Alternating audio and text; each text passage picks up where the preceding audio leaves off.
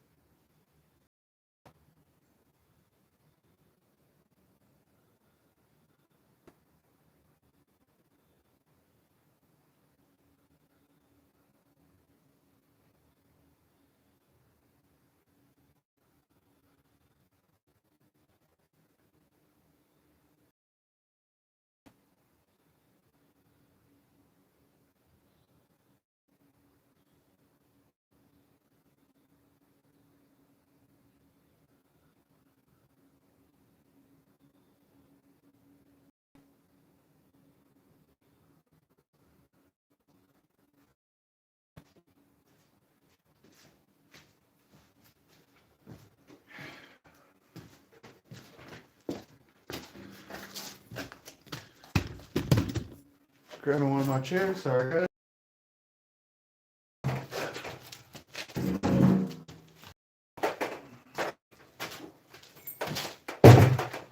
So we got a lot that we are going to be working on these coming weeks, and I'm feeling better. I got out of my burnout, and again, I didn't expect that YouTube short to go well.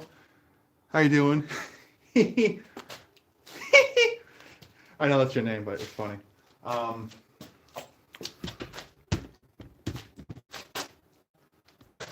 be right back, and I'm going to show you guys the raw material that the copper hearts are made from.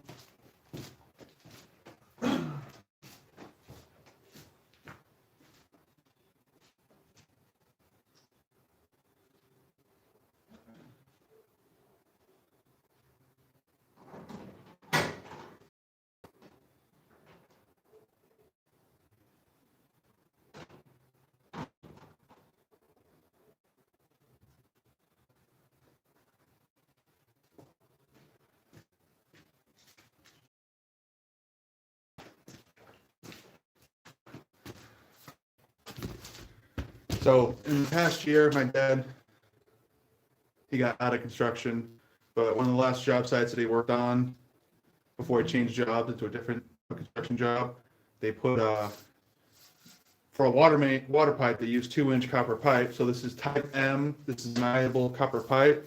You see that it's kind of oval shaped because this type of copper pipe comes in giant 40-foot rolls. Well, the young laborer has actually messed up and kinked a section of it, and you can't use that because you actually have to hand hammer this to shape to get to fit the things perfectly. So they're gonna throw out a bunch of this. My dad brought home like a small piece of pipe, and I realized that we could actually make stuff out of this. So I'm gonna show you guys how we take this raw material, this old pipe I was gonna get. It's new, but it's technically like it was going to be scrapped. I'm going to show you how I turn this pipe into some of these work in progress little copper crosses and copper hearts. These are still in the raw state. They haven't been processed yet, but I'm going to show you guys. So. I gotta get my hearing protection on because the saw is loud.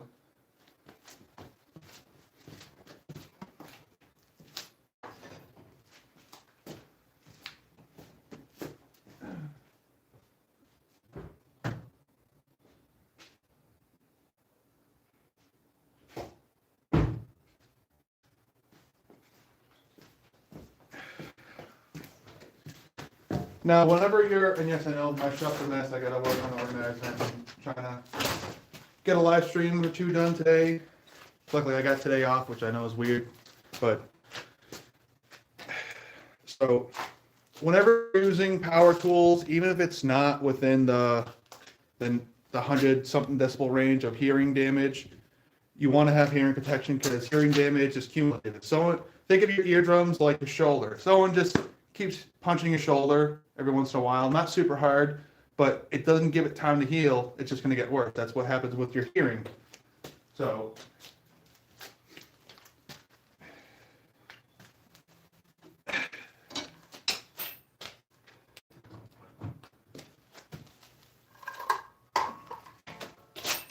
if you guys wondering what tool this is just the Wen portable bandsaw. I got the Moment foot switch. So that really adds a lot of usability, but we're just going to cut a section of this off. Now you got to be careful when you're cutting copper pipe because it's so soft. It wants to rotate and the saw wants to twist it. So that's what's happened.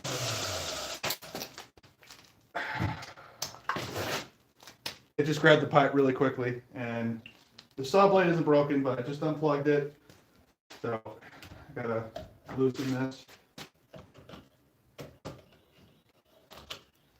But that can happen sometimes, so. But the blade is okay. I just fed the copper pipe a little bit too fast, and because it's so soft, the saw just grabbed it and just popped out of the tracks.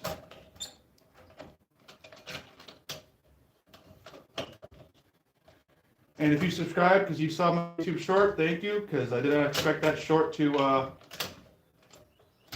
didn't even expect that short to go over, 1,000 views, let alone it's over 100,000 views.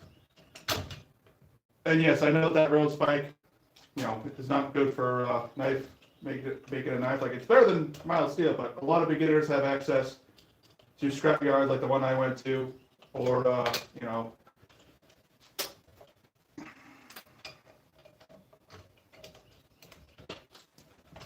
this thing can kind of be a bitch to put the saw blade back on because it likes to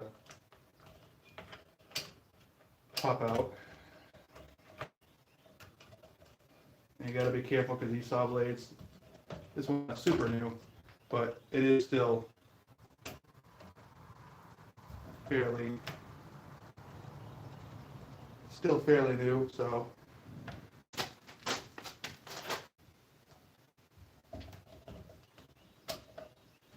Make sure it's fully seated in. Plug it back in.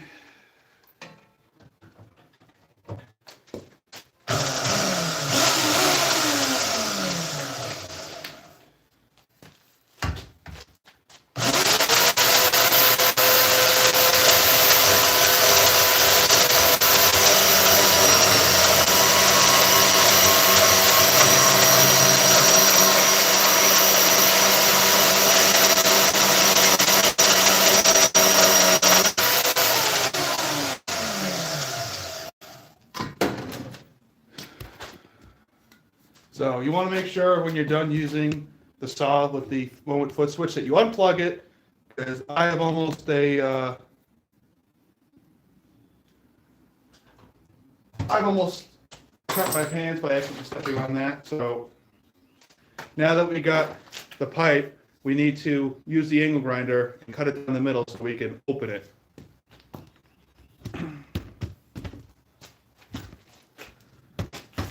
So we're going to do that. I got this vise over here. I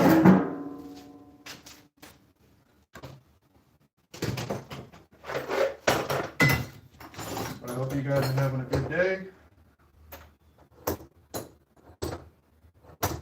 This is my day off from my full-time job, but this is what I'm trying to grow: blacksmithing, fabrication business, and education.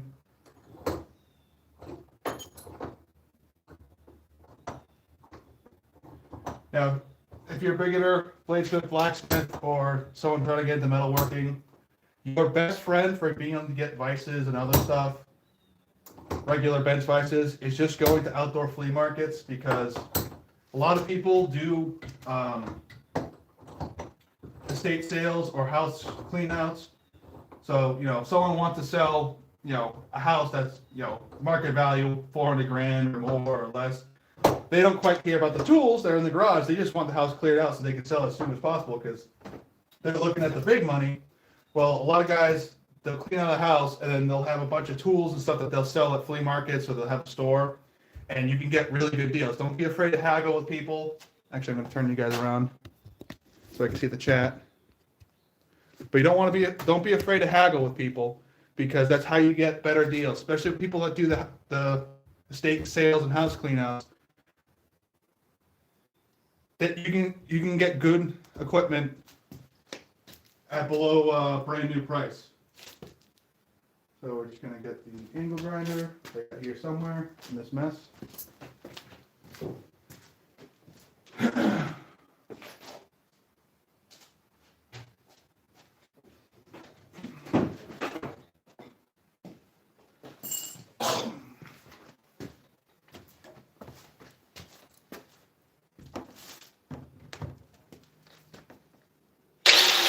So we're just gonna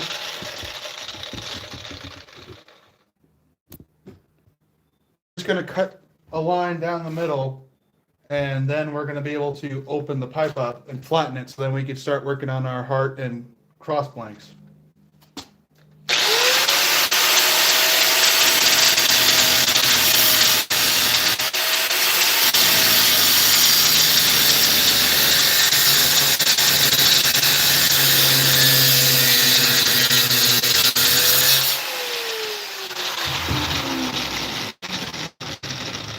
A little bit dustier than I thought it would be, so I'm gonna just put my respirator on, because you only get one set of lungs.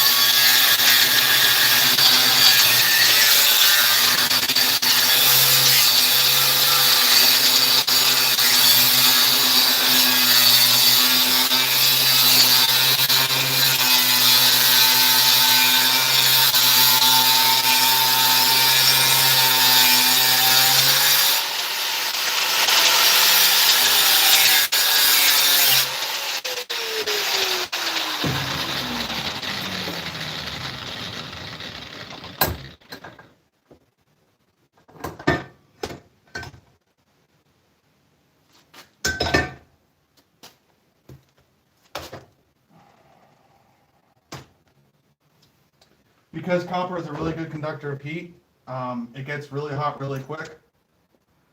So we're just gonna quench this in some water real quick.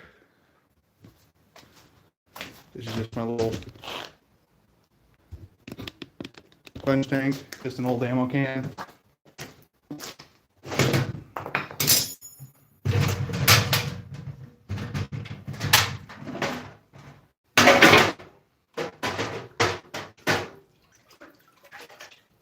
Then now I can hold it.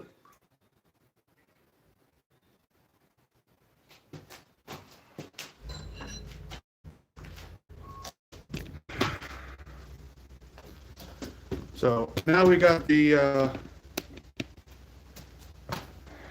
copper split, but we need to open it. So you can just use your anvil, the horn of your anvil,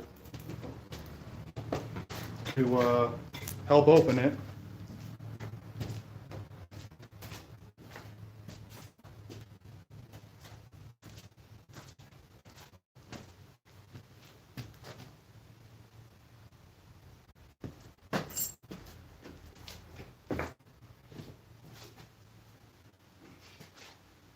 It's always good to have a wooden mallet. I just made this one.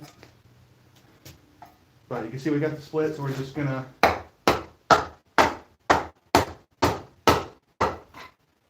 use the horn of the anvil.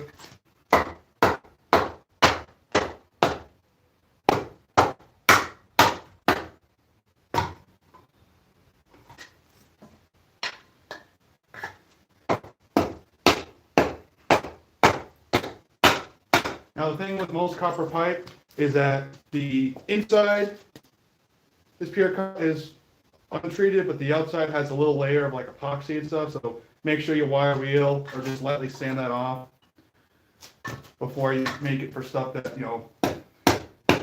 may not have to be. Say like if you're making like coffee scoops or something.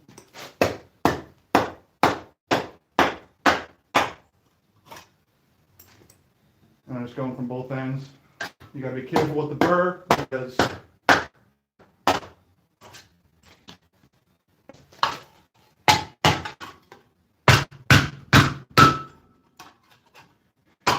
now this is type M copper, so this is the malleable stuff. So it's not hardened from the factory. So some copper pipe, you'll hear a difference. Like if you hit it, see how, if you hear that, that's a very low ding. That's not hardened, so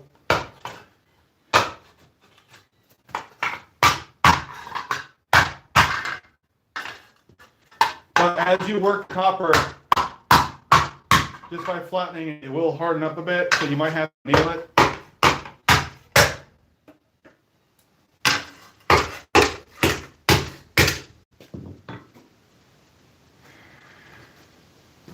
All right, we're just gonna go to the. Elliot, I'm doing better.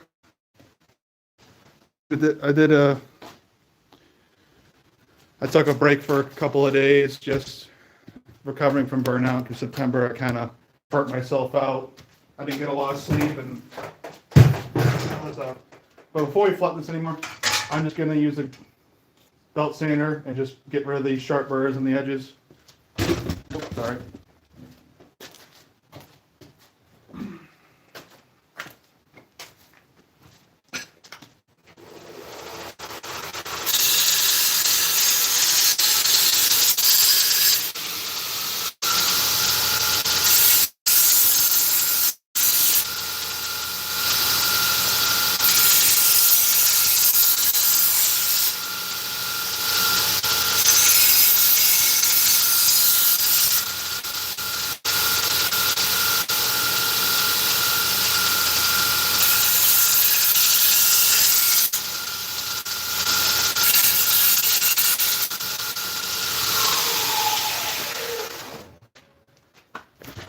So now I'm just going to take this to our wooden stump.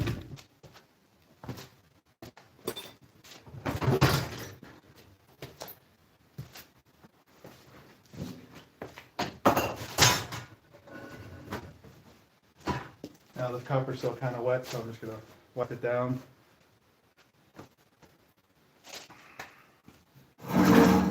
Now besides the wooden nut, you could also use a thing. But see, this is just, I gotta de-rust this end. But this is just an old sledgehammer head. I rounded it off one side so that way I can do doming and stuff. And then this is just a piece of 3-inch wide, 3/8 80 CRV2, and I welded it to a piece of mild steel. I welded the shank to this before I did the heat treat, but I'm gonna get this paint off. But this is what I can use. I gotta widen this hole a little bit or deepen it, and this is what I can use to texture, because you want to have polished surfaces. So we're just gonna use one of the nice things you can get from Harbor Freight is just a non-marring nylon head, but we're gonna try to flatten this as much as we can.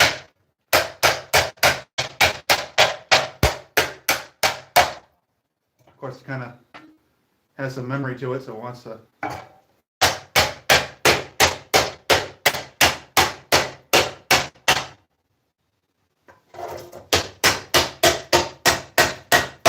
just gonna hit the edges. Try to scrape the edges.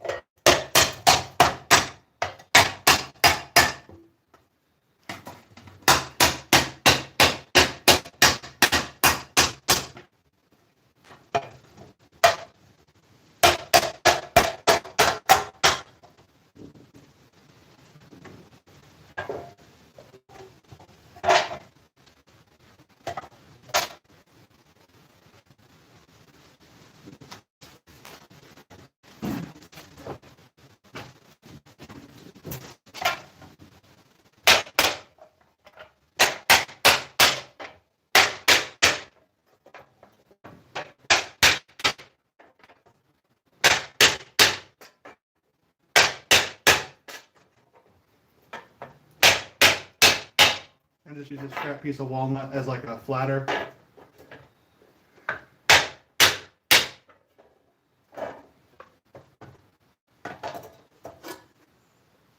Alright, I gotta take my jacket off because I'm getting warm.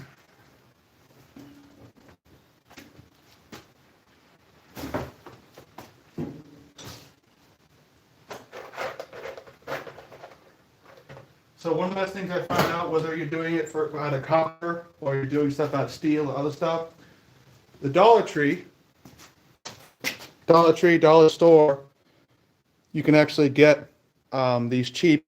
They're usually in the arts and crafts section. I got this last year during Valentine's Day, but you'll have these like, I don't even know what this is made out of, some sort of cheap plywood, but they have laser cut stuff, and you're able to get different shapes of blanks and stuff.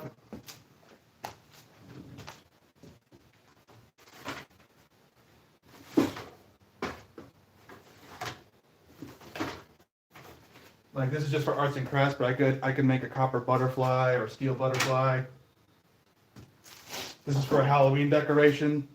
Then I just took the thing off. I tried using a router to cut the holes, but it didn't quite work well. But you can see I can get the outer shape of a pumpkin.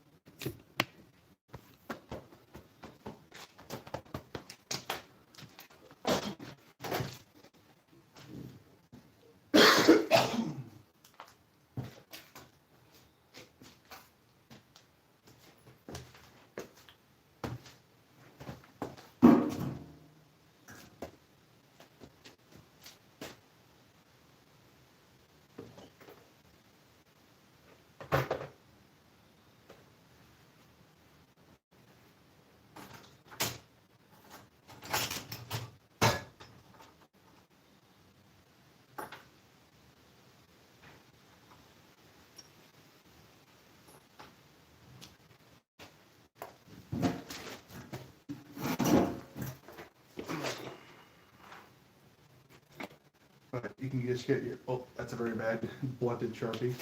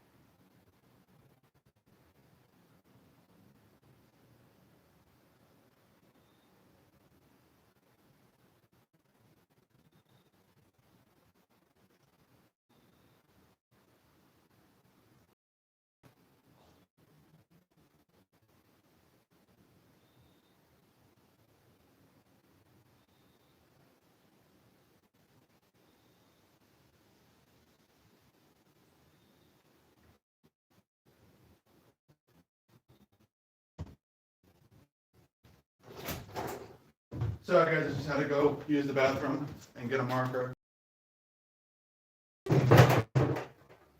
Cold water.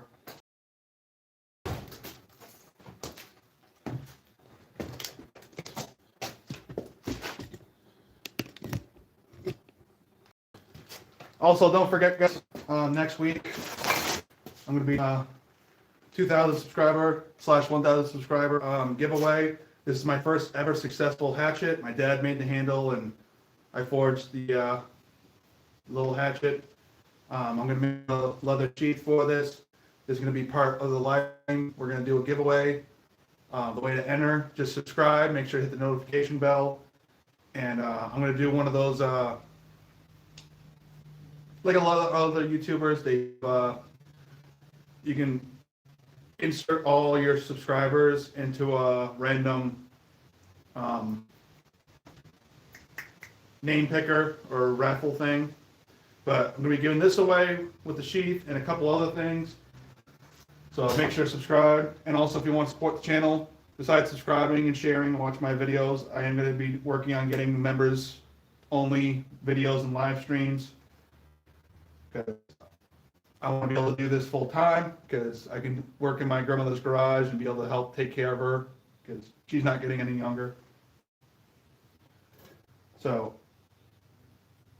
just going to use this little wooden cutout. We're just going to trace a rough around. Later today, I'm going to do a different live stream where we're working on the mini smoker. I got, for the same scrapyard I got those railroad spikes and other stuff from, I got a just 15-pound propane tank. So you got one heart blank. I do have a coping saw, but to get the rough shape cut out, I'm going to use that little bandsaw, the Porterbuilt bandsaw. So you have stuff too close together. Obviously, in the future, for like more production style stuff for next year, I could get like the copper pieces, buy some like sheet copper and get it like water jet cut, and then I can just do the hand hammering and soldering, so that way it would save time. But I'm using what I got. That's the main thing with this channel, is like teaching you guys that just use what you have the best that you can. That's kind of like what was taught in like what you can see like in Forge and Fire, which, yes, my grandmother loved Forge and Fire, so she let me start blacksmithing, bladesmithing like 4 years ago. But actually, let me grab the camera. I'll bring you guys over here.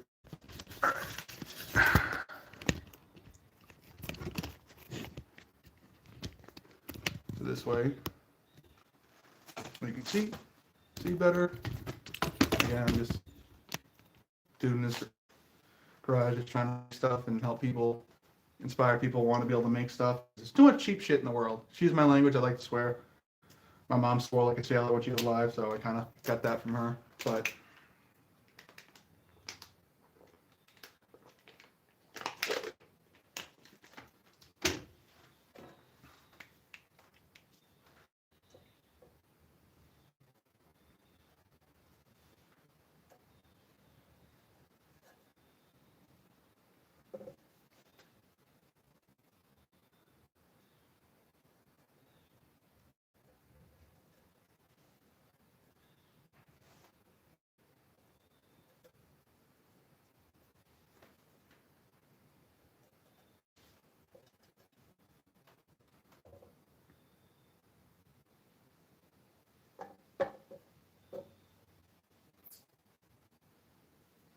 But hope you guys are doing good.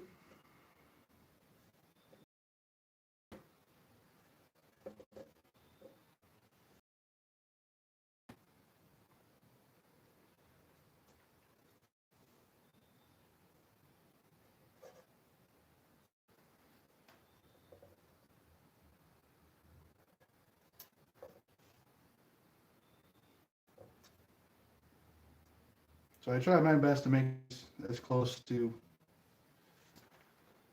similar size as possible, but because they're handmade, they're gonna have variances in them.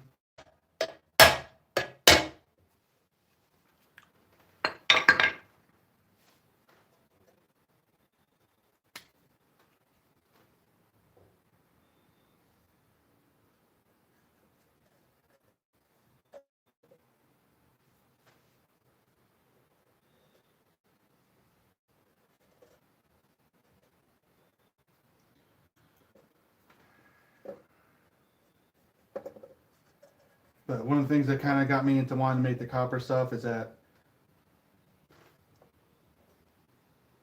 you know, if I have the energy at the end of night shift, I can work on this stuff, and because it's not forging, it's not super loud, I can actually work on this. All right, let's see if we can get you guys more level.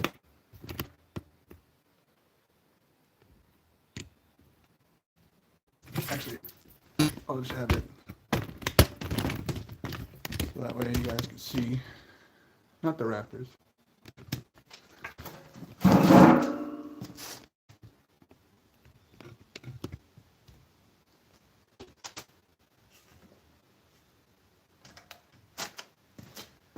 Sorry, I'm trying to make the lighting a little bit better so you guys see better.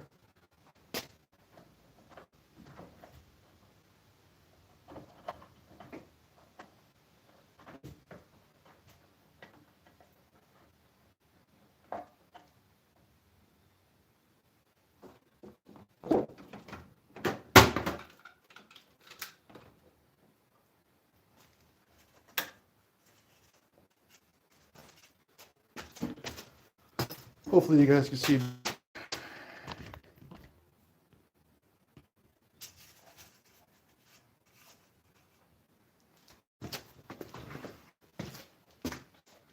little bit too much contrast.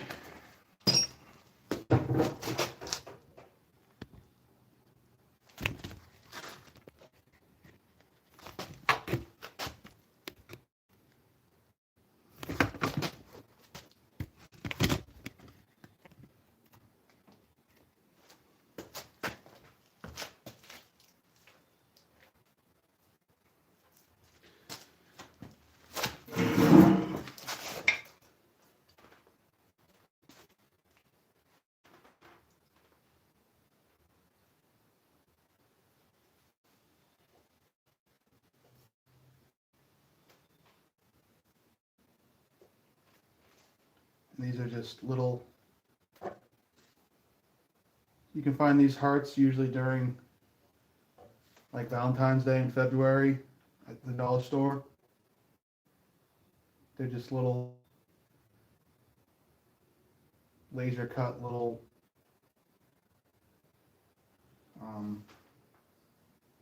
craft things, but they're great for templates.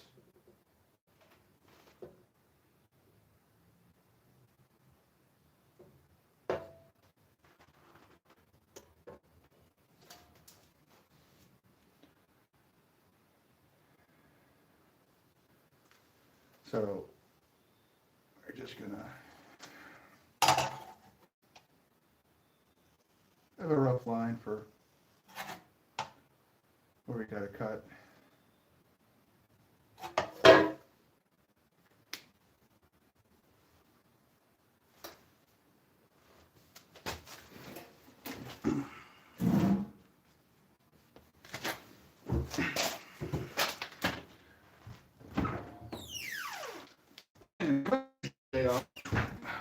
Right next to the beer fridge. I don't recommend drinking much when you're forging, but if you're just doing minor tasks, don't need a lot of skills. Cheers.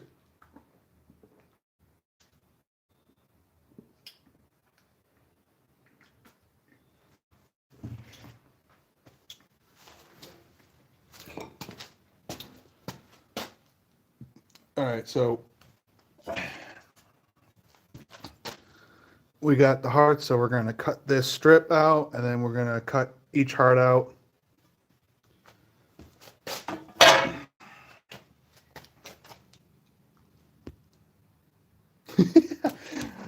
Sorry if I scared you, but we're gonna go over to the saw again. Remember, guys, it's just me, just a dude in his family's garage, trying to make stuff. I'm just a dude. I'm just a guy doing stuff.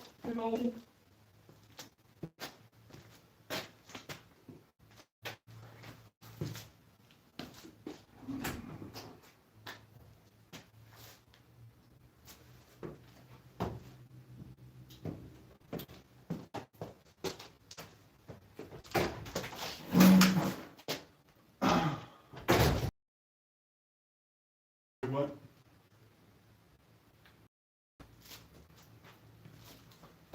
And of course, because I got the ADHD, I'm always forgetting where the hell I put stuff. So.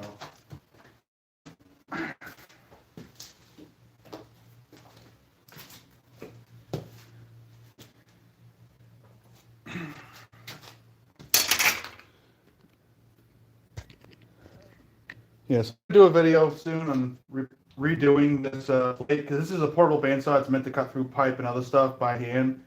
But I've seen other videos of people converting this to have a much more narrower gap of a plate up here and wider, so that way you don't have stuff fall down and jam up the blade.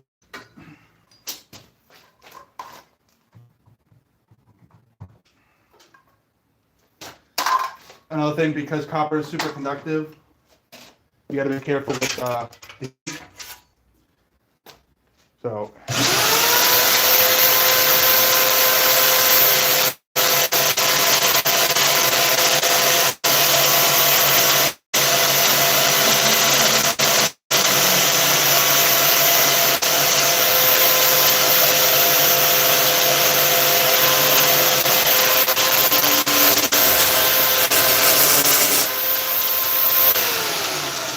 We only have so much cutting depth on this before we hit the body of the thing, so we just gotta.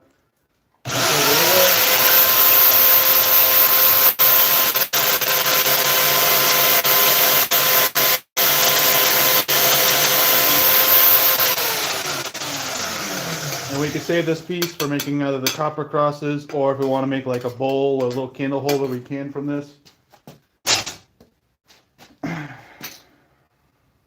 And yes, I save all the copper scrap because I'm eventually going to get into casting copper and brass and bronze, because I want to make guards for knives, but also I want to recreate anime and pop culture weapons that need a casted guard or pommel. So when you're using these saws, you always need a push stick, because this thumb is too covered in ink, but I didn't use a push stick and my thumb got jammed into the blade and took a while to get from that. So always use a push stick whenever using any form of saw. That way you save your fingers. Actually, I got a better push stick because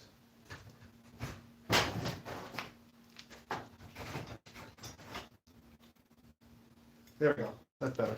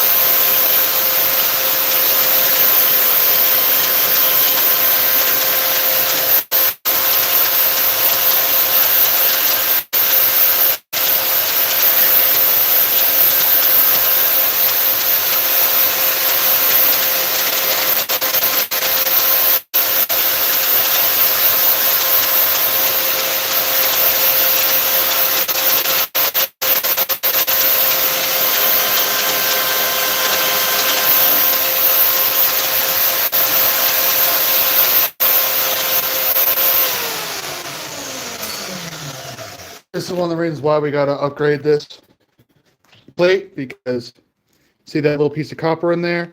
That will jam up the bearings, so we just got to be careful with that. So I'm just going to try to scoop that out.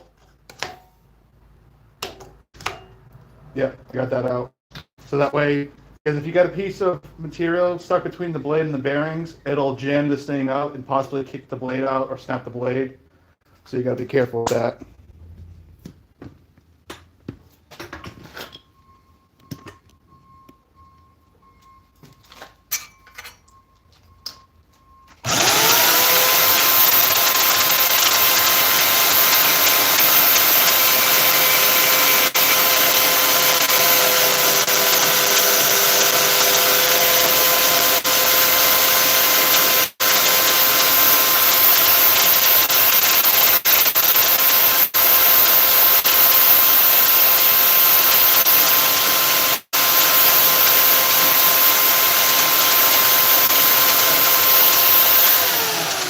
So that's one blank that we got. So we'll be able to clean the profile. So as you see where the butt of the heart is, I just put just cut a groove there. We can take our V groove file and work that.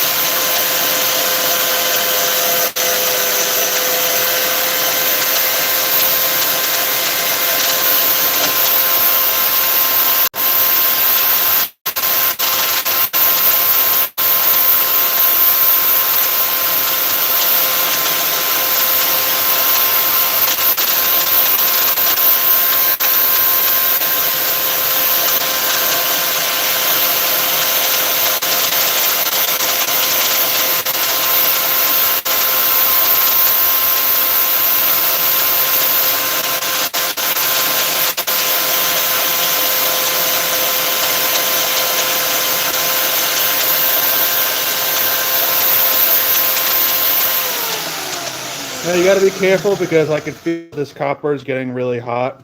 So 3 of these, but this will just show you guys if you ever watch my other live streams. You see how much work goes into making these hand hammered little jewelry things. I'm better with the bigger steel and other stuff, but yeah, get away from me. But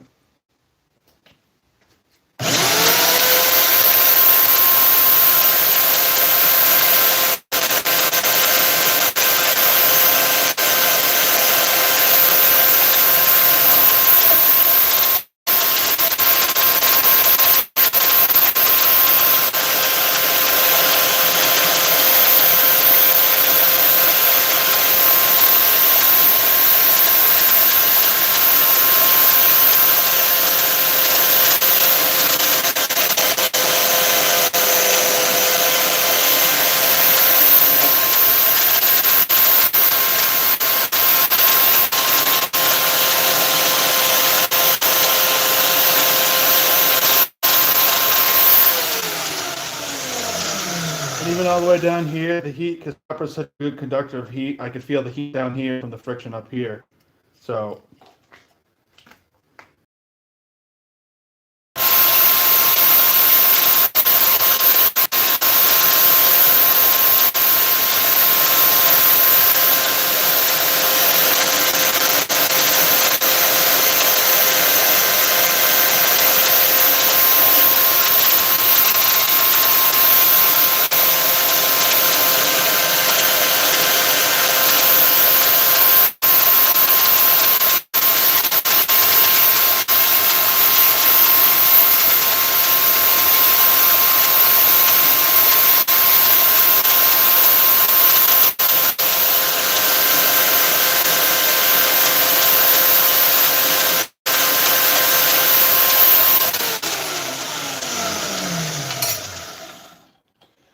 So that's all we're gonna do is just cut out 3 for now. I'll work on more later.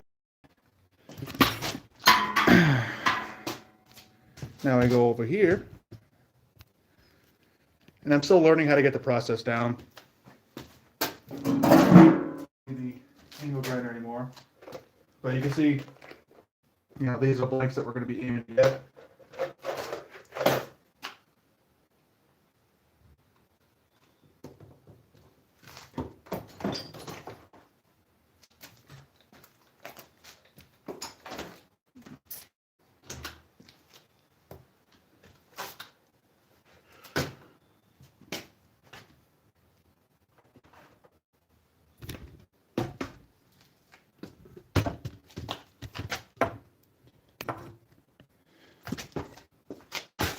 It's always a challenge trying to learn how to figure out how to film yourself.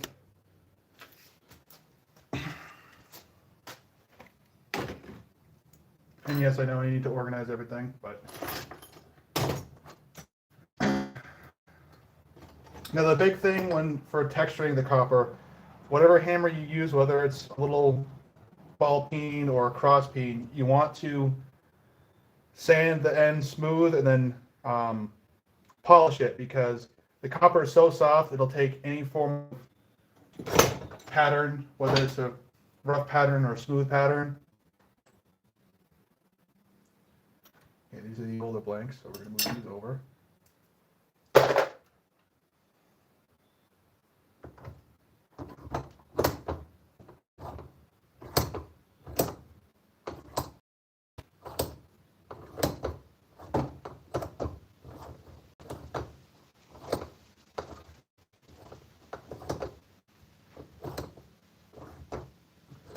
One of the things I'm going to do so that this doesn't get really marred up at all is I'm just going to take some thin copper that I got and use that as like a little friction thing.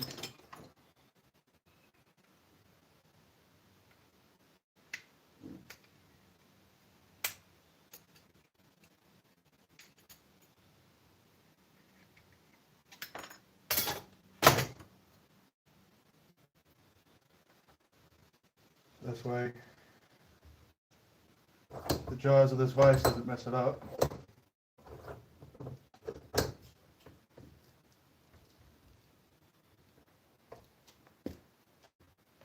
I actually need a screw gun.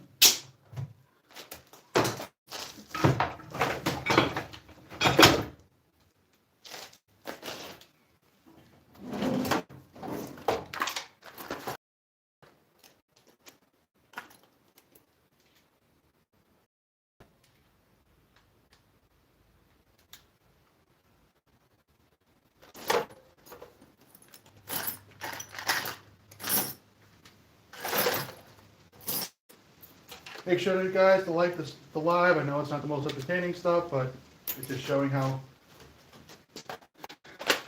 I mix stuff. I'm actually just going to move this screw back here.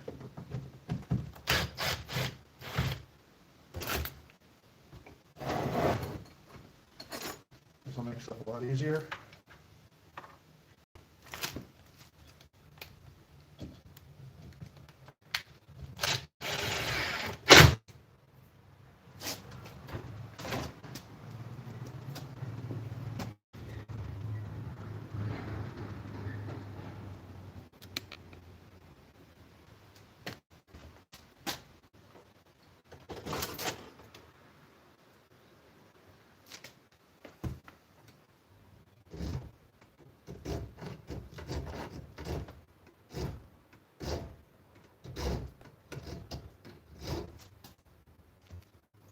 All right, get narrower.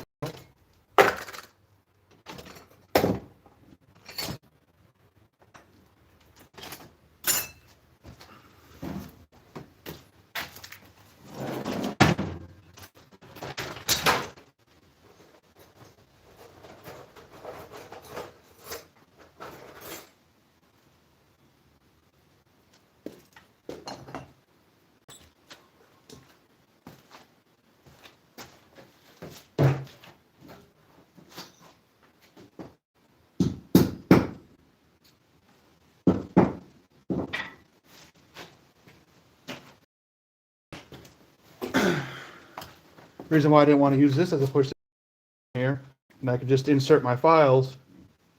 My dad, one of the times we went to our favorite flea market, got a set of machinist files. These are like super hard files, like you could file like 60 something Rockwell. But yeah.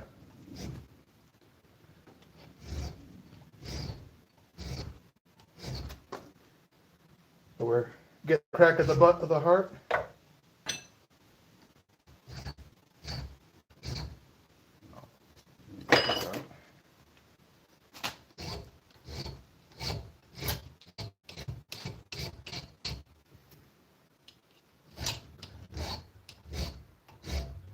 I can't use the little Wen 1x30 belt sander, but I'm just showing you guys that you can do stuff with just a vise and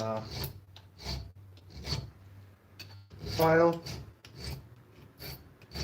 And we technically can go to, we're trying to make it exactly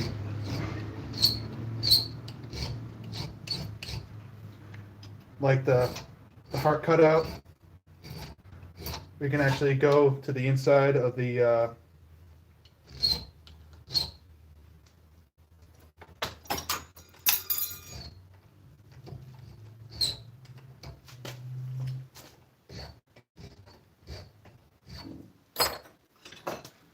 inside of this.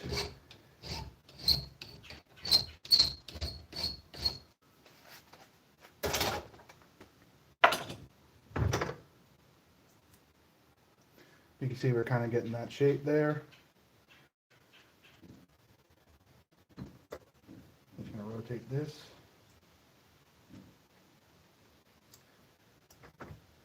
And this little piece of scrap copper here is just so we don't mar up this piece, because really don't want to spend a ton of time having to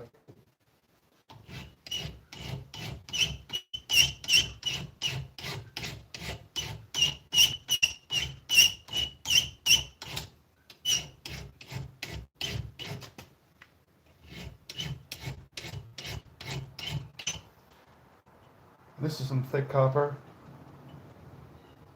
It's not quite an eighth of it. I think it's like, let me find my calipers.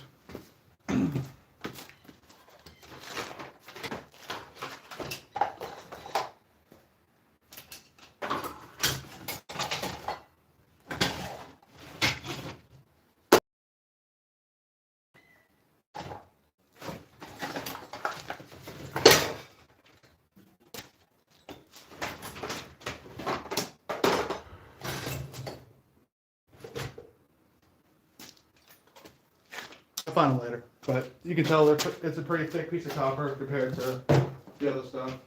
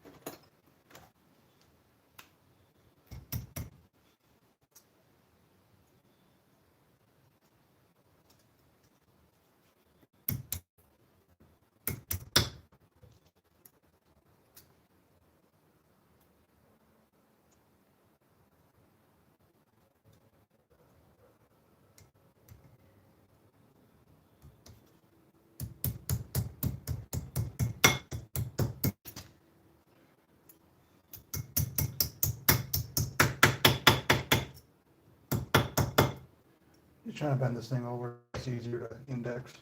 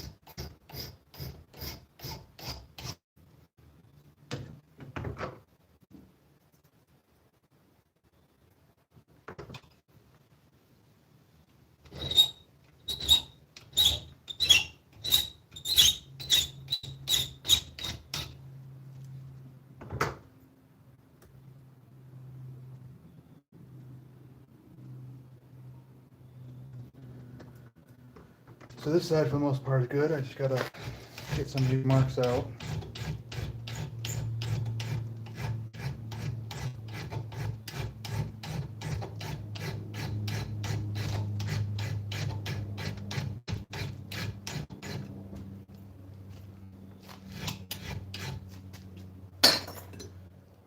I'm gonna use a slightly more aggressive file.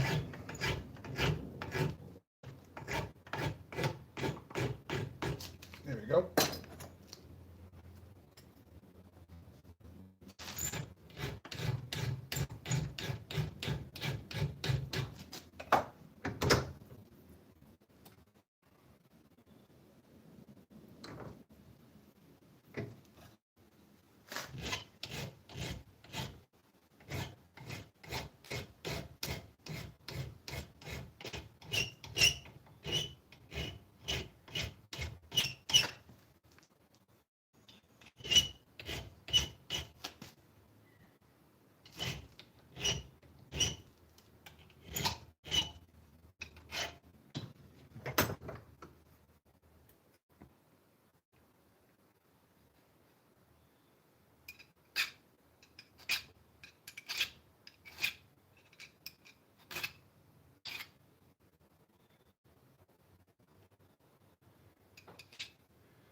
You see, because from the file we got a little bit of burr on the back, so we're just gonna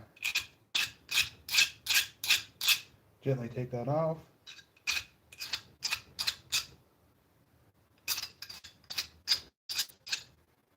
Now, because it's jewelry, we don't have to worry about removing that little layer of, these pipes usually have like a layer of like epoxy or something on the outside, which is usually the shinier bit. Actually, no, the shinier bit's the inside. The outside, the duller side, we don't have to worry about that. Obviously, if we're making like a coffee scoop or something for food, we would have to lightly sand that off. But because we're just it's going to be turned into jewelry, it's going to get a clear coat anyway, so it doesn't interact with the skin, because some people, their skin reacts with copper. So if you're making copper jewelry, you want to make sure you have a good clear coat on it.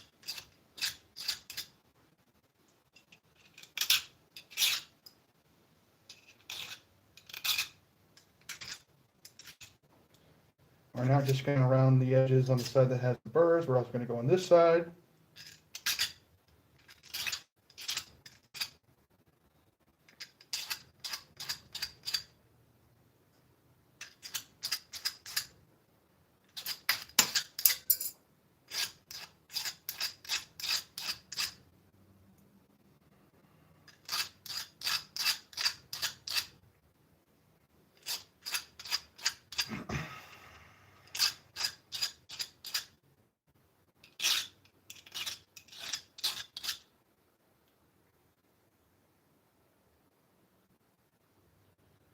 So now we got it all, for the most part. Excuse me. Where we want it. I'm just going to take this, try to get right in that little crack. Because even though copper is still a stress point,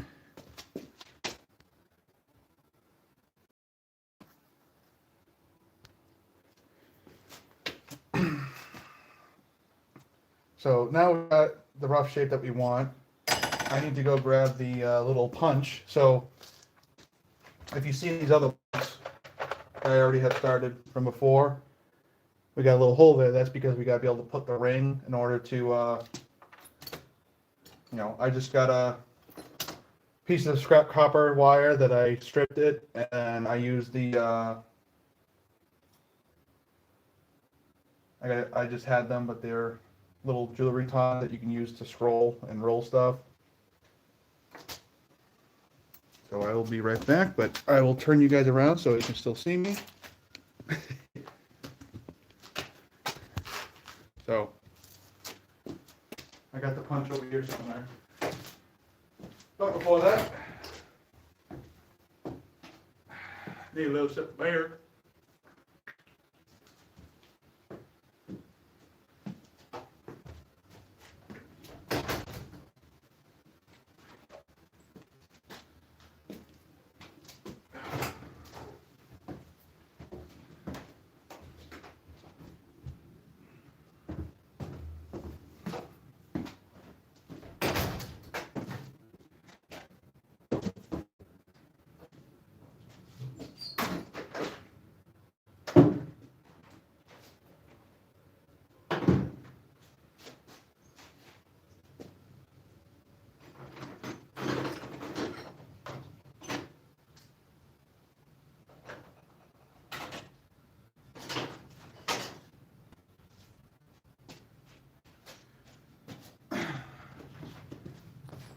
So we could drill the hole in the heart, but luckily my friend, he got these this punch, this little Roper Whitney little punch, but because it's kind of small for what we need, I gotta reinforce the vise, and I'm gonna put a cheater bar. Yes, I know it's just the tool, but it's what I got.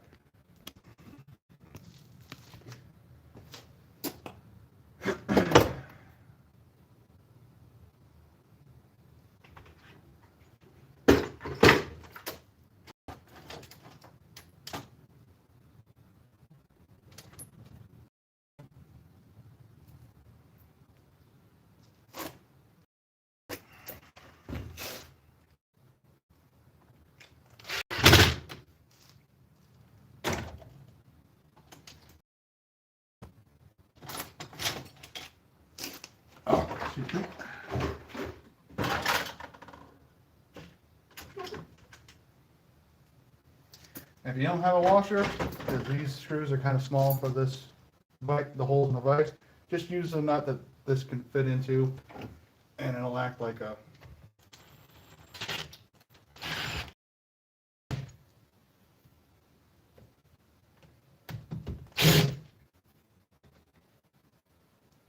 Okay, that ain't working, so we just need a longer screw.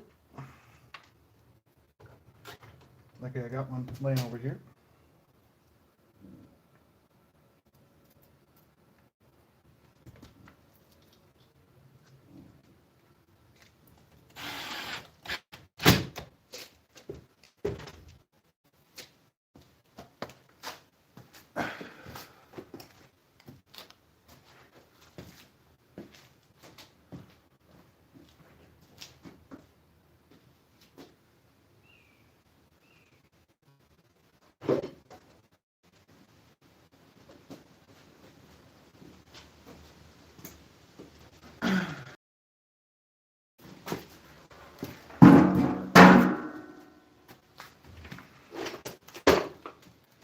Right now I'm just looking for the punch set, because right now I have too big of a punch die in there.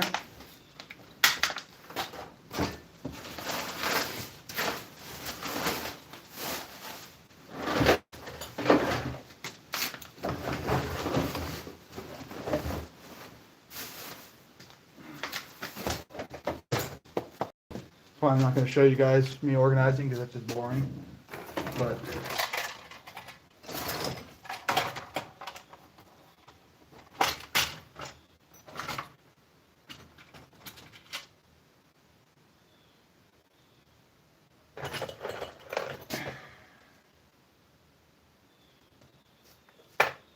can use the 3/32. Yep, that'll work.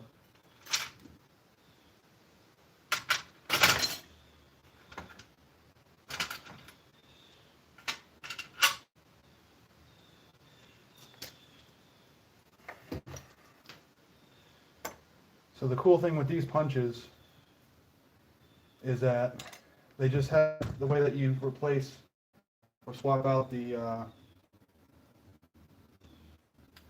using just what I have. But you just have this screw here.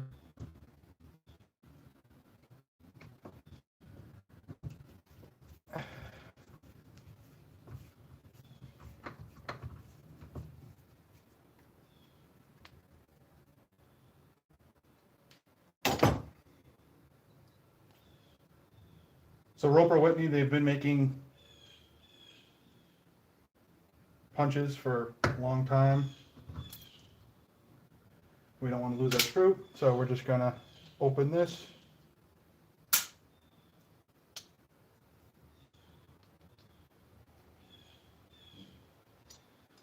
We're just gonna take out the bottom die.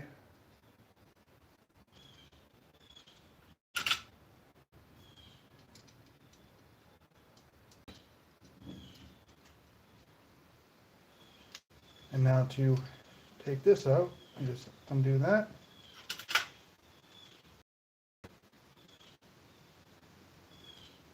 And then we take the little bit.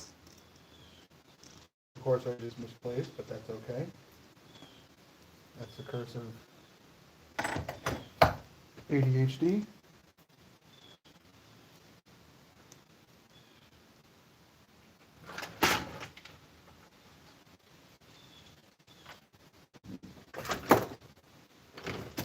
There we go.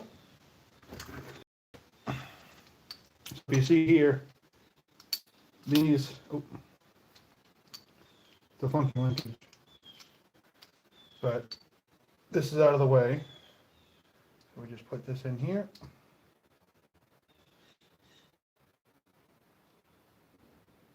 Kind of difficult to do. We want to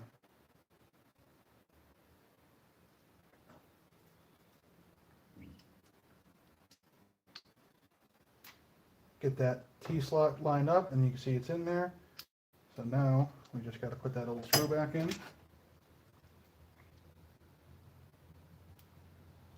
And this is like a 100-plus-year-old company that made these punches, and they make bigger ones. I have a larger one, but I accidentally destroyed a die set for it because I didn't double check that the scrap steel I was using was actual mild steel.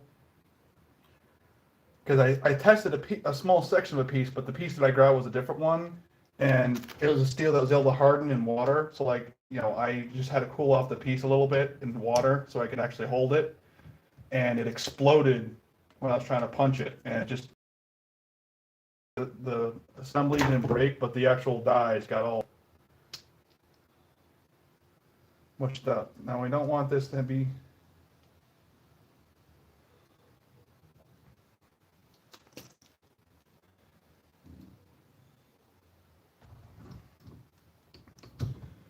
so definitely not the right way to use this thing. They do make mounts for this, but I just don't have it. But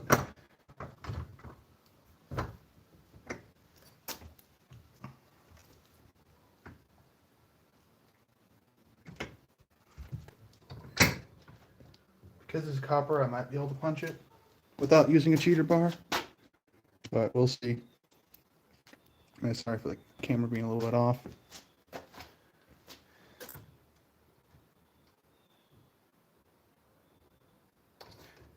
Actually, what we can do, so we don't struggle,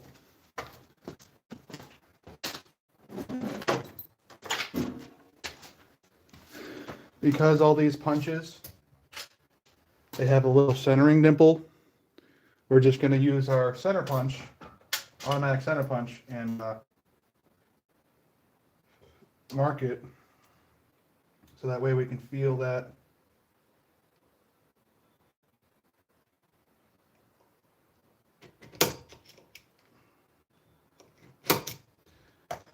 we'll be able to feel the little dimple grab into that.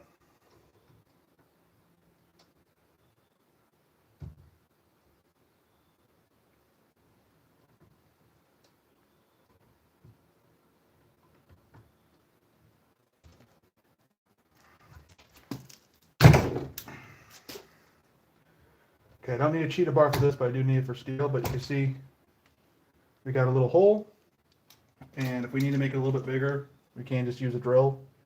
But this is just a wire, copper wire. I forgot what gauge this is. But you can see that fits in there. So we'll be able to cut these rings, and then we'll be able to, make our ring so that way we can attach our necklace to it. Now we're going to take you guys over. So before we do any form of peening to make this nice and pretty, we're going to buff it, because a polished surface and the polished hammer will make a huge difference. So I just got my buffing wheel mounted on the door just to save up space, because I got limited space in the garage.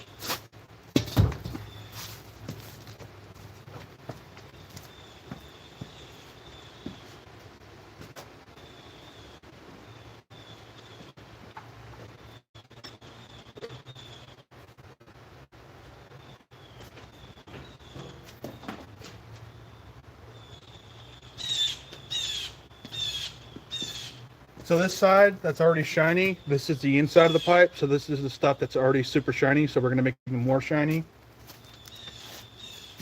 The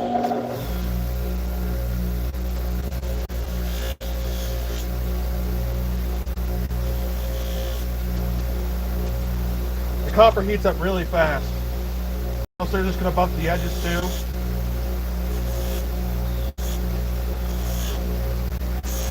This wheel still has a bunch of compound on it, so. And we might as well buff the back.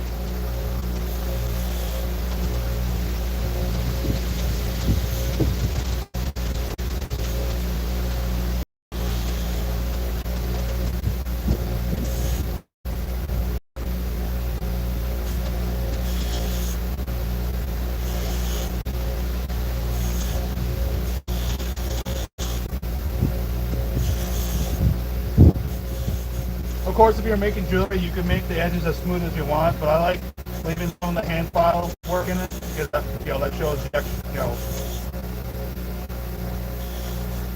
a professional jeweler would have buffed out or scratched out all, sanded out all those, but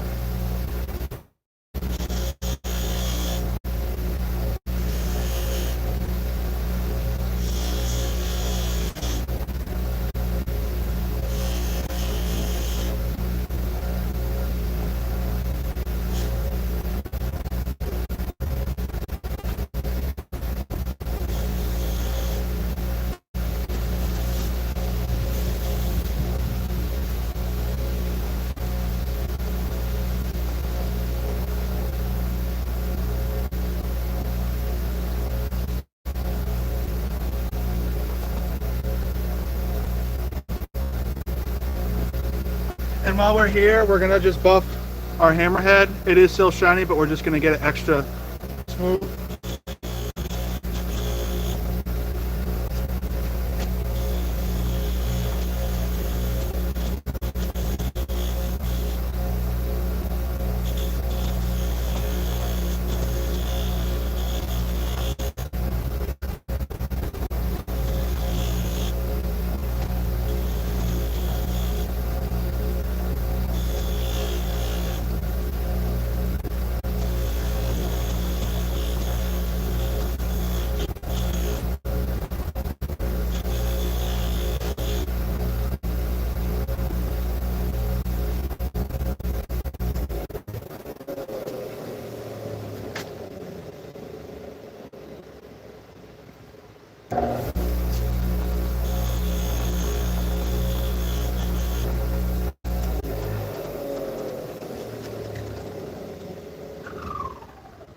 Now this hammer is an example. So my dad actually got this at the flea market a few years ago.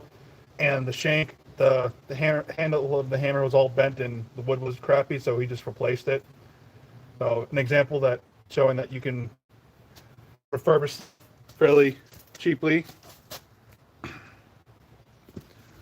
So we're just going back in the garage.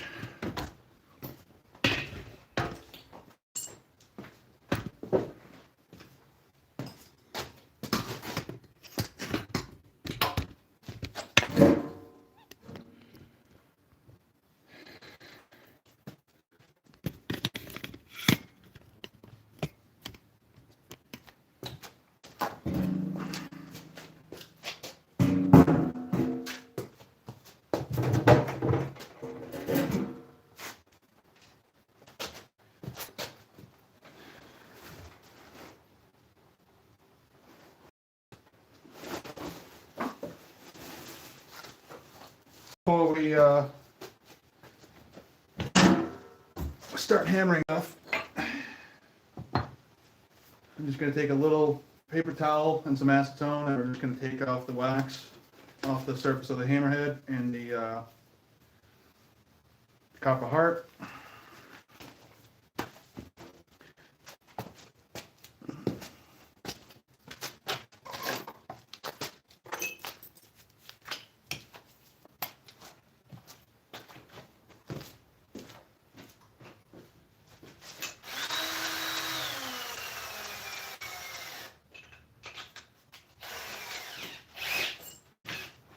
I also need to make this hole a bit deeper, because I originally made this for my other anvil, but I got it, the newer anvil that you see.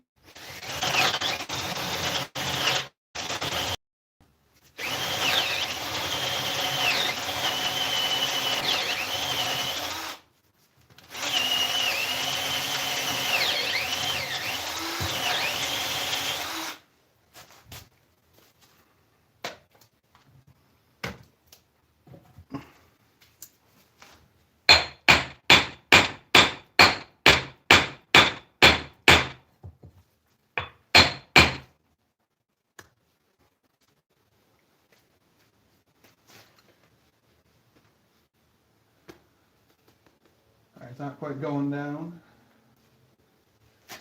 So I'm just going to take a wooden wedge and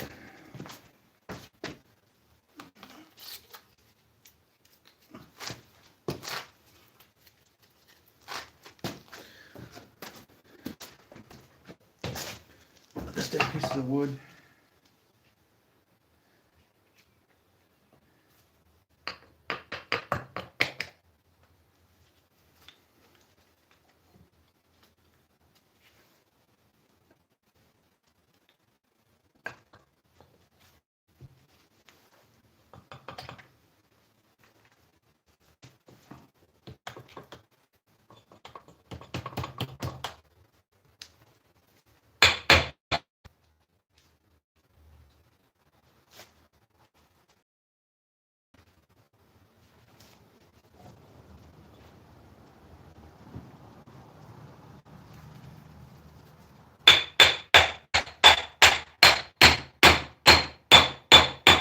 That works a lot better.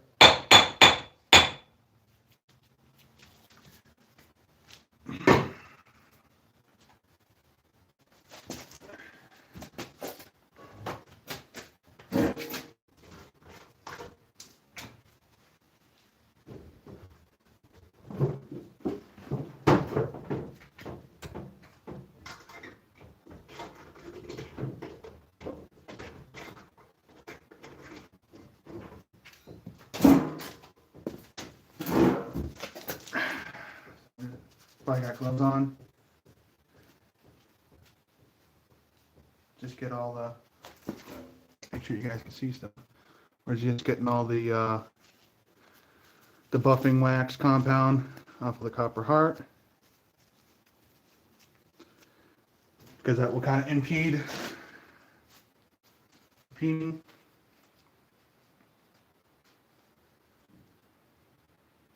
And you don't have to use that acetone. You could use like nail polish remover. That's like the main ingredient in nail polish remover, but it's got other stuff in it.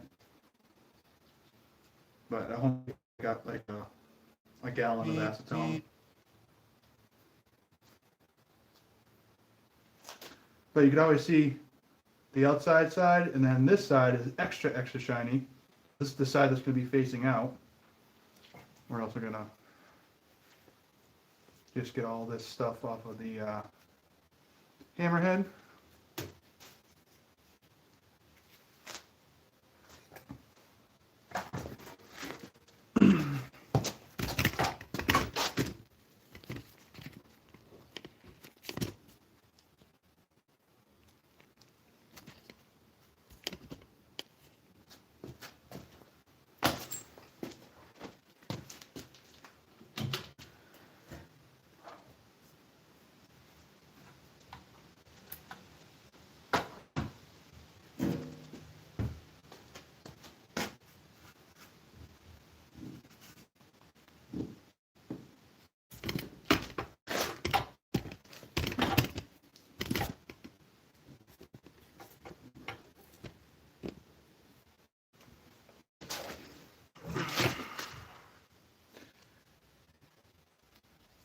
This will be the side that we peen first, but before we do that, that's why I have part of this covered with some painter's tape.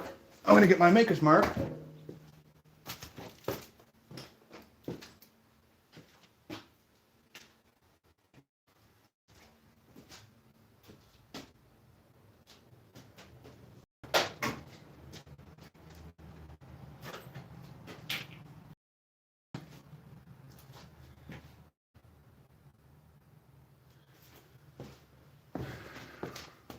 Even though we changed the name Old Soul, we still have the DG because that's my initials. A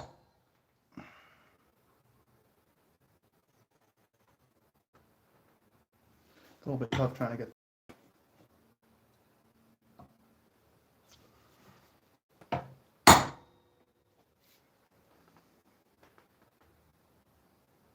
It's not perfect, but it's there. I gotta get a new punch because I kind of got messed up. And if you're ever wondering why the D has an arrow going towards the G, because before I got into blacksmithing, I used to make when traditional, Native American style like self bows.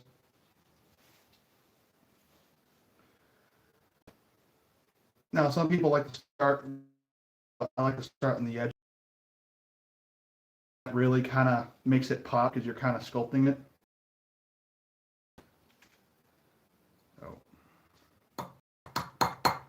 So you can see, because we polished the hammerhead,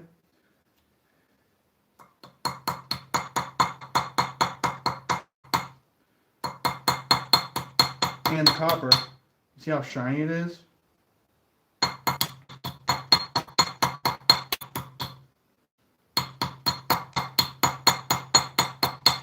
And I'm not hitting very hard, I'm just aiming for accuracy, just trying to keep a consistent angle.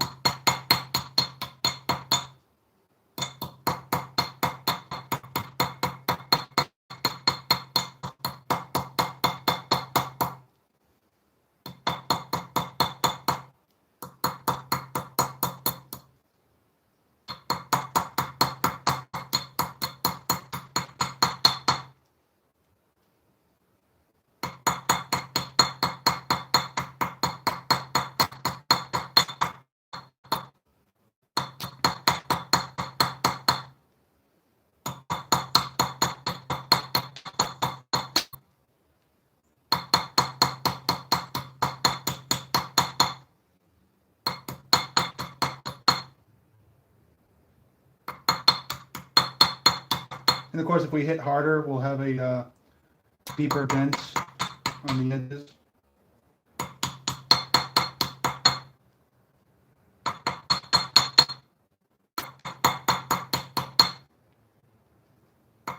If we change our angle, we can bring it up.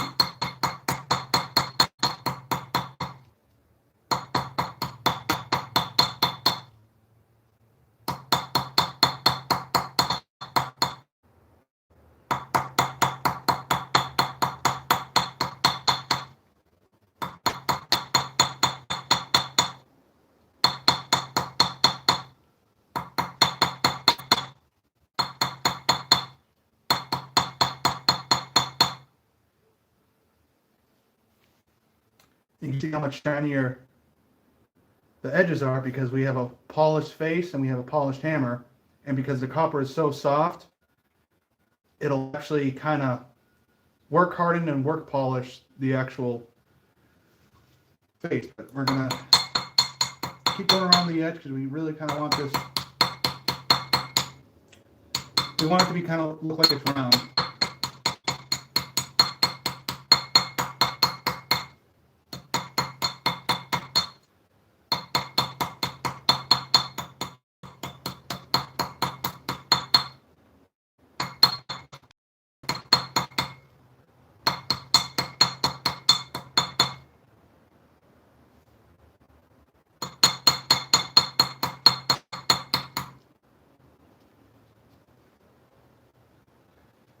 So we got all the way around, so now we're just gonna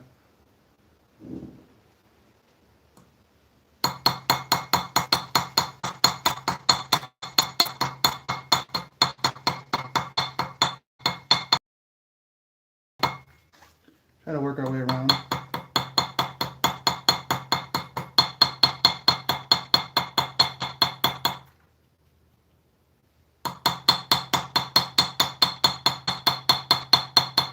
We'll do a few passes because we want to kind of build up layers.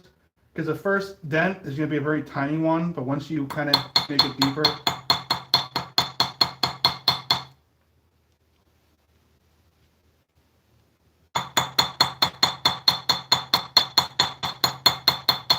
and all I'm doing is I just have my pointer finger on the back of the hammer, and I'm just kind of letting like the tension of my hand just kind of.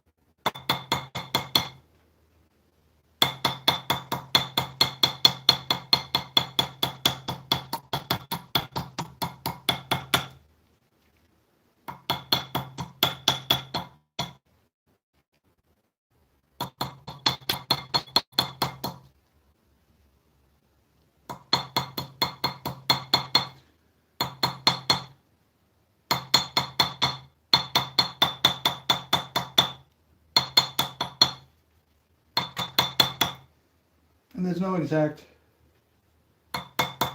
way of doing this.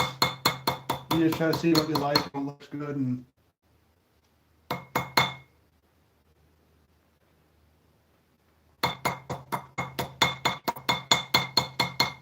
just know if you hit harder, the little dings are going to be bigger.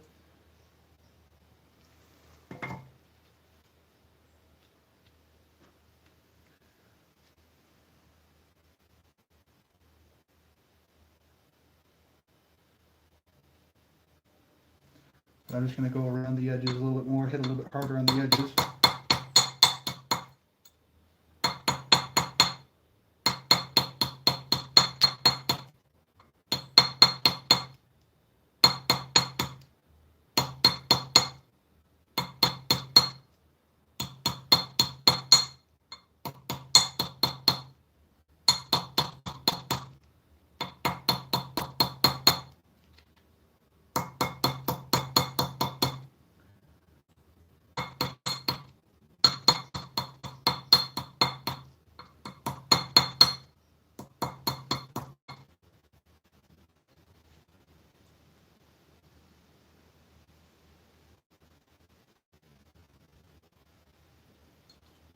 And it's good to shine it in the light so you can see.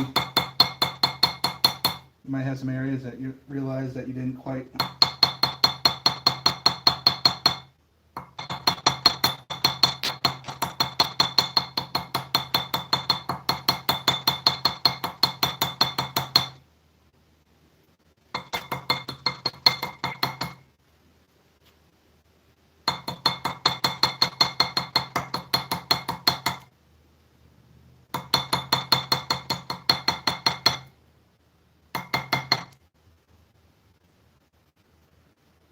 Of course, you could do stuff quicker and stuff, but I haven't done these in a while, so I'm kind of enjoying myself.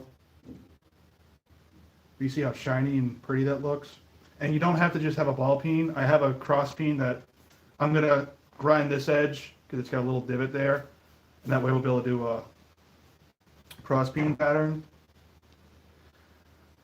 But that shows that with a proper polished and buffed hammerhead, and if you polish, just do some light buffing on the copper, you can get a really shiny result.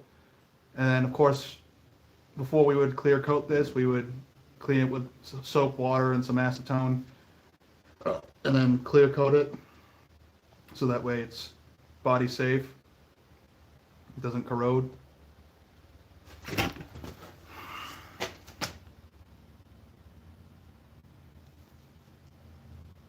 But it really catches the light nicely.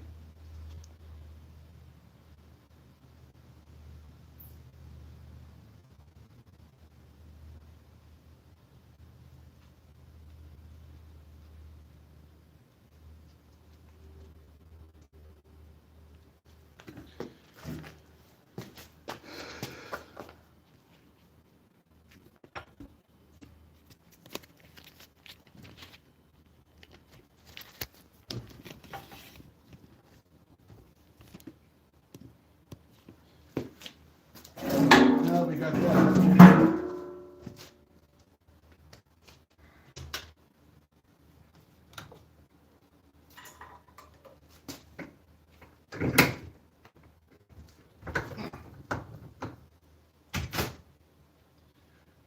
gonna put that there right now. I gotta go find the thing that I had.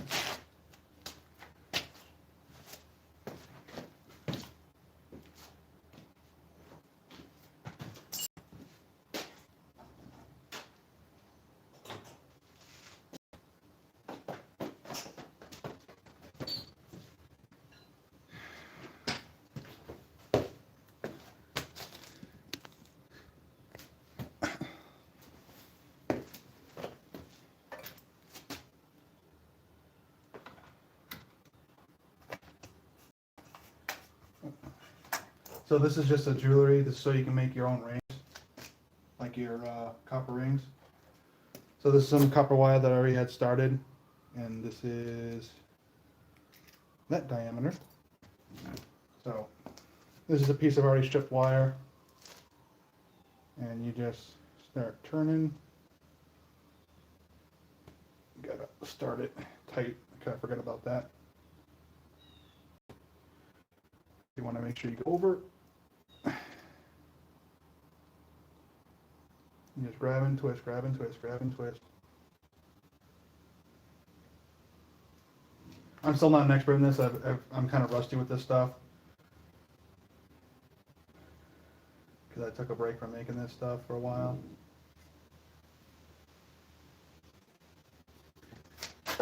And then you get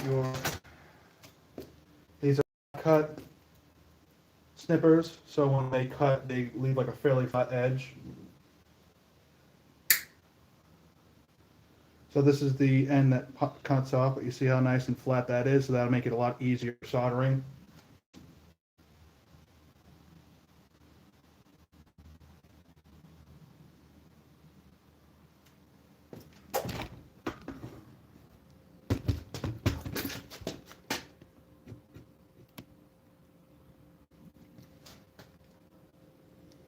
So we want the flat edge to be lined up. Before we do that, I'm just going to clean up this top one because it's not quite cut flat.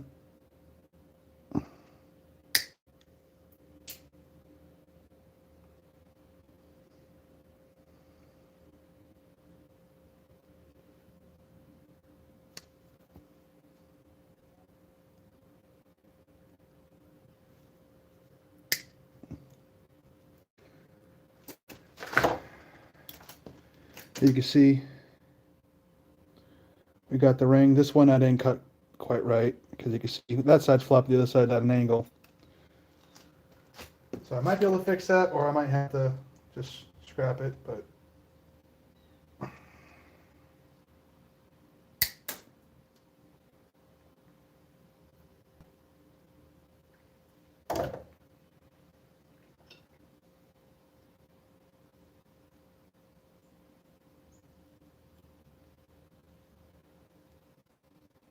you can see it does fit.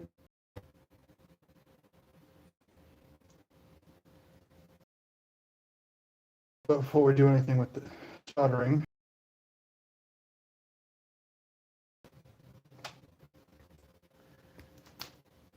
find the thin file and try to like smooth this up a little.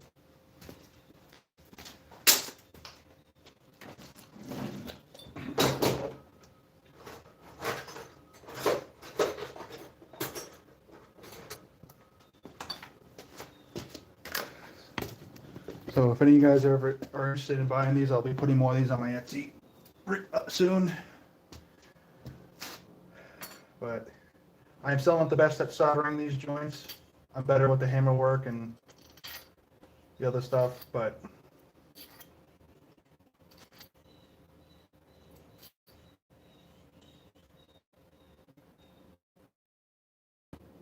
being a 6'5" dude trying to work on little tiny stuff is not easy. Like,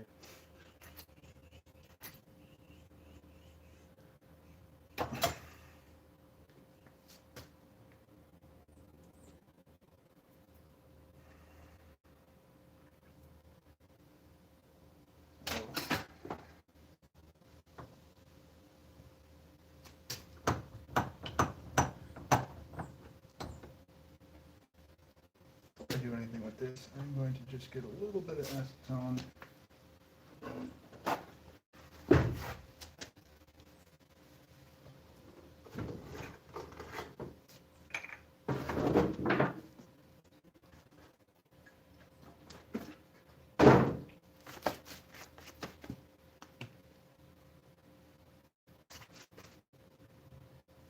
Gotta get my gloves on.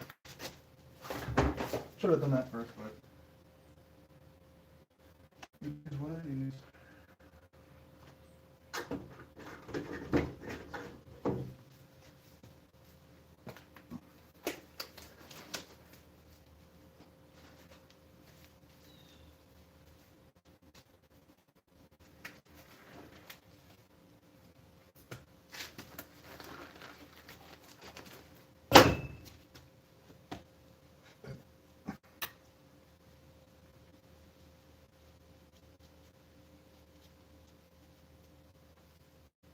And make sure to check the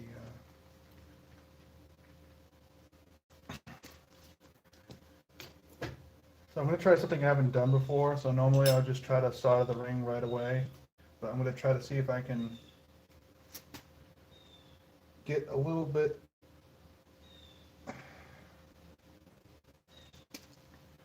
I just got some flux. I'm going to see if I can pre-solder the ring a little bit, like get like a tiny amount on each end, so then that way it'll flow better, because I still suck at this.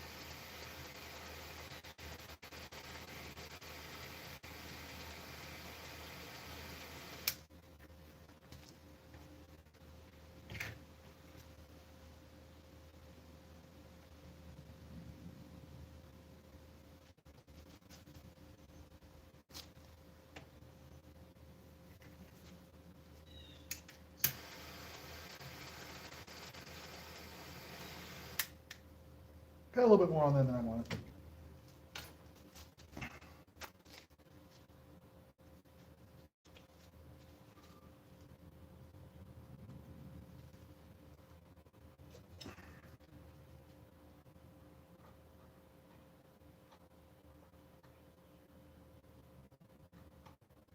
All right, I'm gonna have to chamfer this a little bit.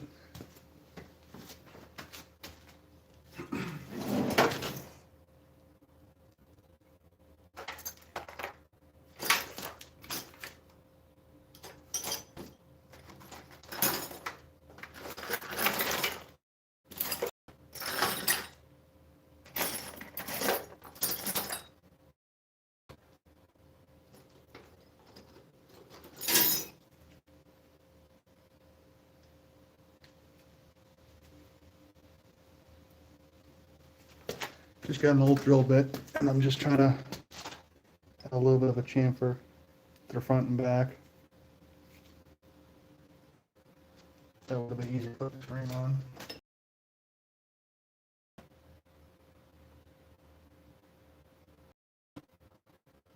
Hopefully this cooled down, so.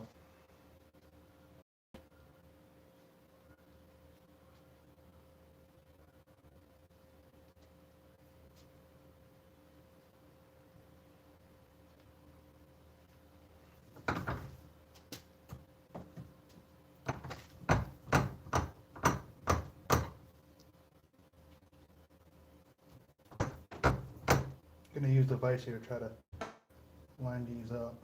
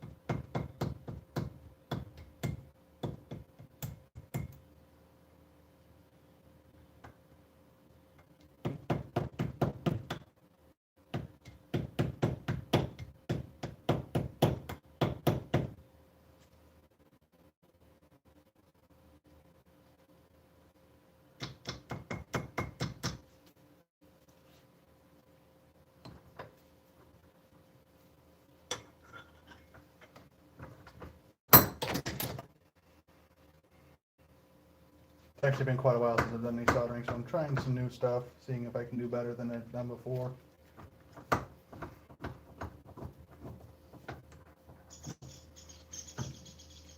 And no, I'm not a professional at this. I've literally just watched tutorials and tried to see what I can do.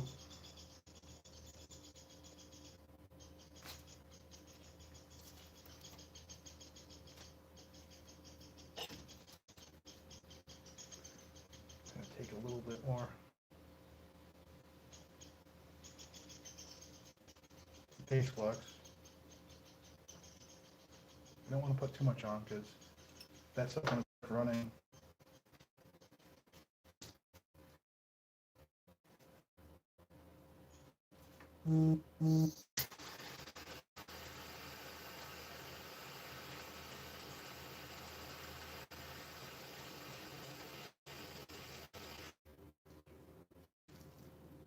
I think that actually joined.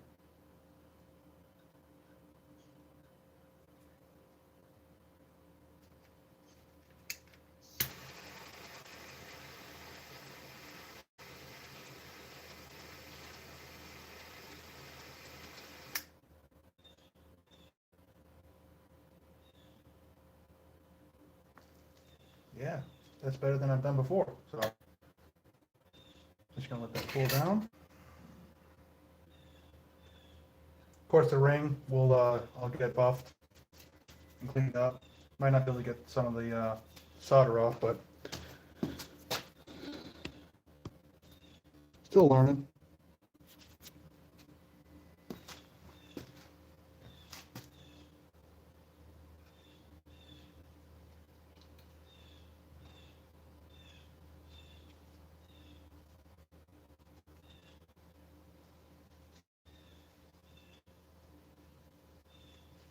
Yeah, it's by no means a perfect solder, but it's a lot cleaner, a lot less of a glob of solder left on it. This thing's still pretty hot.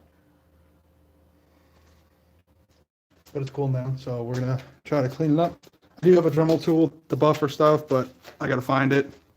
It's part of the whole, after I'm gonna end this stream soon. Because I gotta do some organizing and then we'll be working on the smoker. Because luckily the weather's good out.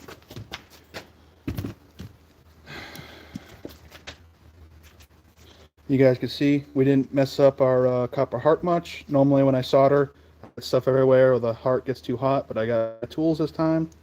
I still got a little bit of that, a little bit of a glob there, which I'll try to clean up, but it is what it is.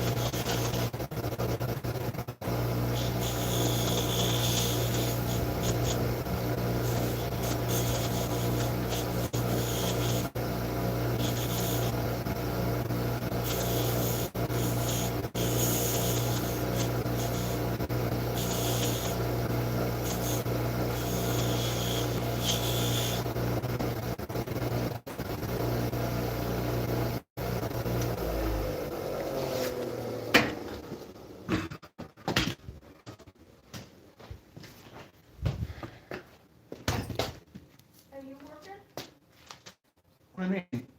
Working tonight? No, I have today off. Wednesday off? Yes, I have Wednesdays off. The schedule got changed. You work Tuesday? That's why I work Sundays. I used to have Sundays off because I did the double, but I don't do the double anymore. I have to work Sundays. Okay. I'm confused. I'll write it on the You calendar. got a package? Yeah, I got a package. Oh, Yeah, I'll write it on the calendar. okay.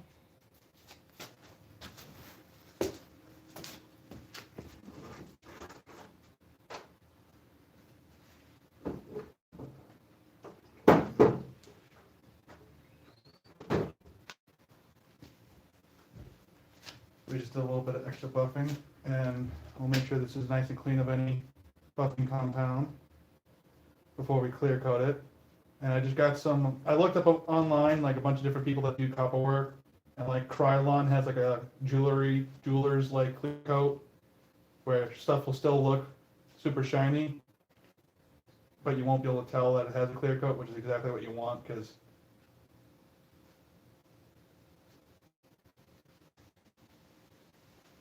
you want to show the full potential of the work that you just did.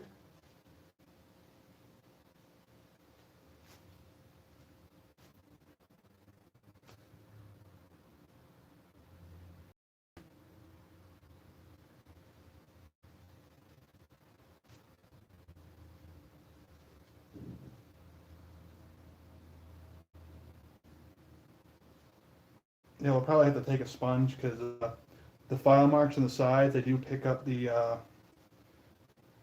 wax from the buffing compound.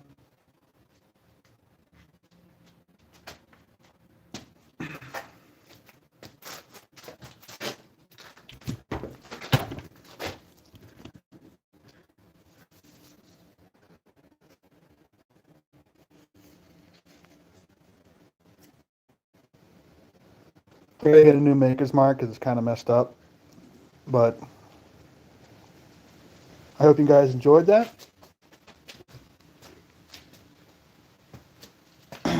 I'm gonna end the stream. I gotta do some organizing in the shop, but I hope you guys enjoyed that. Showing that you get some scrap pipe that was destined for the scrap yard. And you can make something beautiful from junk, even if you don't have the best skills. Like in the future, I'll get better. I won't have that little glob of extra solder. I used to be a lot worse at this, but this is literally the first time I've made a new copper heart in like half a year or something.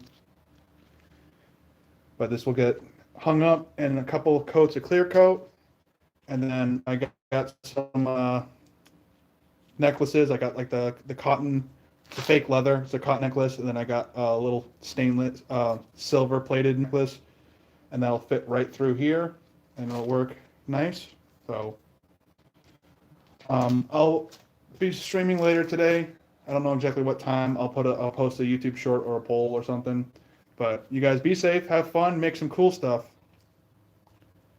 All right, so pretty. See you guys. Thank you. Don't forget to subscribe. And also, next week we're going to do a live stream. So if you're subscribed, you'll be entered to a giveaway to win that hatchet I made and a couple other stuff. I made me some Amazon gift cards so you can get your own stuff. So thank you guys.